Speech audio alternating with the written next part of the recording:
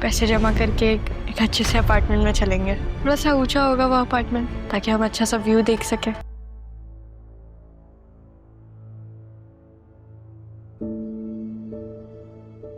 Phone क्यों busy आ रहा है? इतना इम्पोर्टेंट काम है मुझे।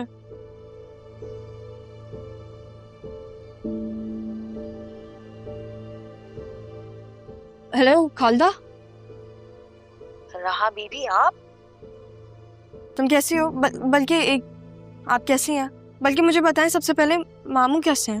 उनकी तबीयत तो ठीक है ना? रहा बीबी, पता नहीं किसकी दुआ से जिंदा है वो। ना चल सकते हैं ना बोल सकते हैं। अल्लाह उन्हें सेहत दे। अच्छा आप मेरा एक काम करेंगी? एहसान होगा आपका। हम तो जी आपके नौकर हैं, एहसान कैसा?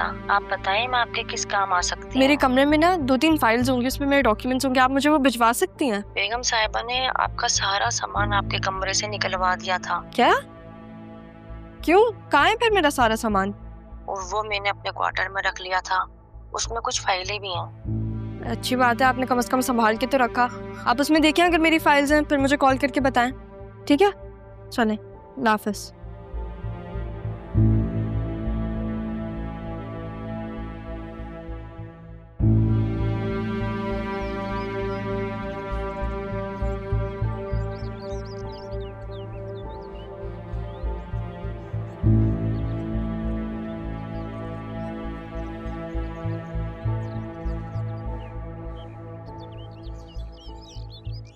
राह बीबी ने तो बताया भी नहीं कि उन्हें ये फाइल कहाँ पहुँचानी है। दोबारा उनका फोन भी नहीं आया। अरे फोन पर रब्ता करती हूँ।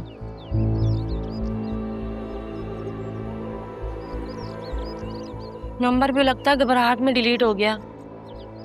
अब क्या करूं? कैसे पहुँचाऊं मैं उन तक ये? अरे अरमान को बताती हूँ सारी बात, उसको दे देती हूँ ये फाइल, वो उन तक पहुँचा देगा।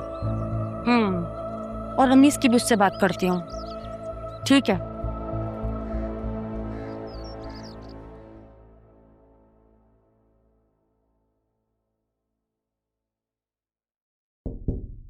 Come in.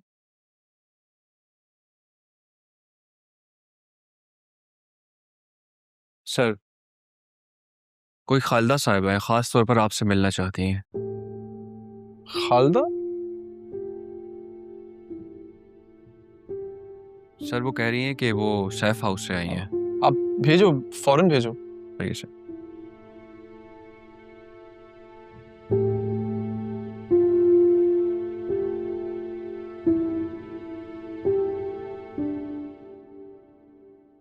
अरे खालदा आपा, अस्सलाम वालेकुम। वालेकुम सलाम। आइए ना। माशाल्लाह तुमने बहुत तरक्की की। अल्लाह तुम्हें कुछ बहुत मजीद तरक्की दे। बहुत शुक्रिया। कैसी हैं आप? अल्लाह का शुक्र है मैं बिल्कुल ठीक हूँ। बताएं कैसे आना हुआ, क्या कर सकता हूँ आपके लिए? अरे मुझे बता देती, मैं आ जाता, या मुझे कॉल कर लेती। कॉल तो मैं तुम्हें कर लेती, लेकिन मेरे फ़ोन में उन दिनों कुछ मसला हो गया था। कोई नंबर सेव हो रहा था, कोई नहीं हो रहा था। तो मुझे बस यही रास्ता दिखाई दिया कि मैं तुम्हारे ऑफिस चक्कर लगा लूँ। रास्ता? मैं कुछ समझा ना। बात दरअसल ये है कि आसिया बेगम ने मुझे तारा बीबी और रहा बीबी दोनों का सामान घर से बाहर फेंकने को कहा था, तो मैं उनका सारा सामान अपने कमरे में ले गई थी। उसी दौरान मेरे पास रहा बीबी की कॉल आ गई कि उनकी जिस फाइल में डिग्री है वो फाइल मैं उन तक पहुंचा दूं। तो मेरे जहन में बेटा तुम आए, किसी तरह उसको ये फाइल पहुंचा दो आप।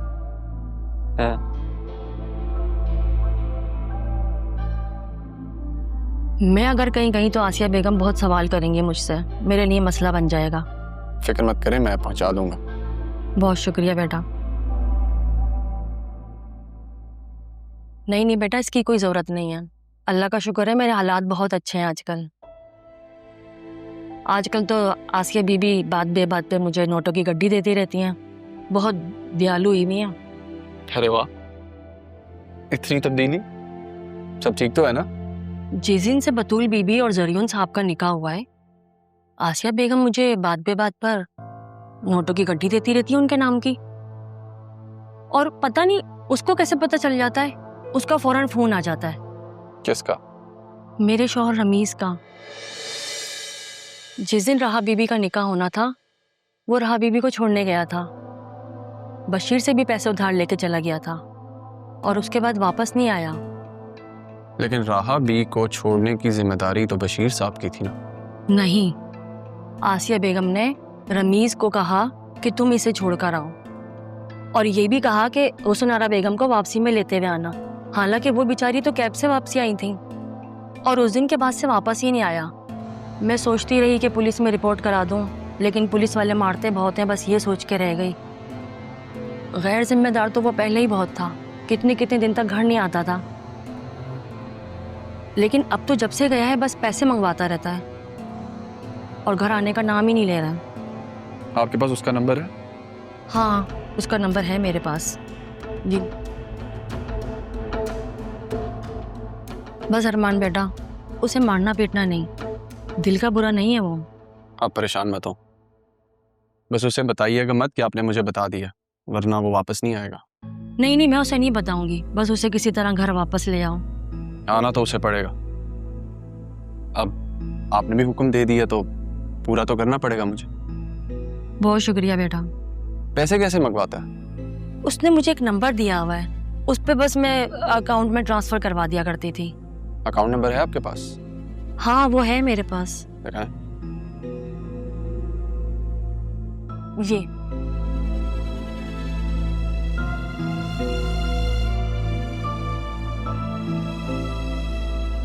शुक्रिया। और कोई खिदमत मेरे लायक? नहीं बेटा, बस बहुत शुक्रिया, तुम मेरा ये काम कर दो, मैं बहुत परेशान हूँ। हो जाएगा। अपना ख्याल रखिए। मैं अब चलती हूँ। बहुत ख्याल रखिए। अल्लाह हाफिज। अल्लाह हाफिज।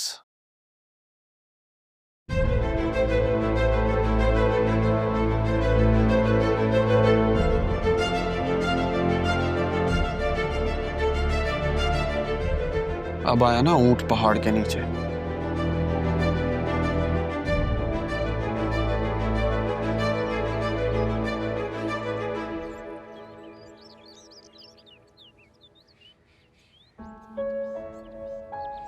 Thank you. ये क्या तुमने अपनी माँ को थैंक यू बोलना शुरू किया हुआ? भाई जब से यहाँ शिफ्ट हुए हैं मेरा तो दिल कर रहा है कि एक टेढ़ा मुंह बना के ना अम्मी की जगह मॉम, मामा ये सब बोलना शुरू कर दूं। मार खाओगे तुम मुझसे। मम्मी, मोहम, माँ हूँ तुम्हारी, बस इसी तरह माँ कहा करो। अच्छा मुझे बताओ, अदील भाई की कोई खैर खबर? हॉस्पिटल है या डिस्चार्ज होकर घर आ गए? राब्ते में हूँ मैं डॉक्टर से, वो घर शिफ्ट हो चुके हैं। देखो ना हमारी किस्मत, अदील भाई को अब सबसे ज्यादा हमारी जरूरत है और उसी वक्त में हम उनके साथ नहीं। आपके लिए एक अच्छी खबर है। क्या? एक आखिरी सबूत हाथ आते ही मैं सब सच खोल दूंगा। सच? बिल्कुल सच। बस उसके बाद राहा और तारा को मैं वहां नहीं रहने दूंगी। मुझे बताओ तो सही, इन सारी चीजों के पीछे कौन था?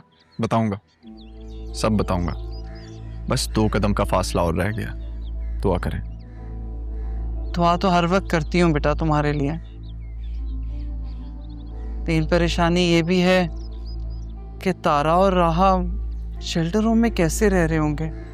अगर उन्हें किसी चीज की जरूरत हुई तब? मैं गाफिल नहीं हूं उनसे अम्मी, उन्हें जो भी चीज चाहिए होगी उन्हें पहुंचा दी जाएगी।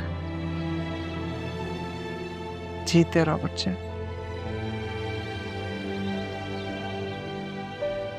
पिए ना।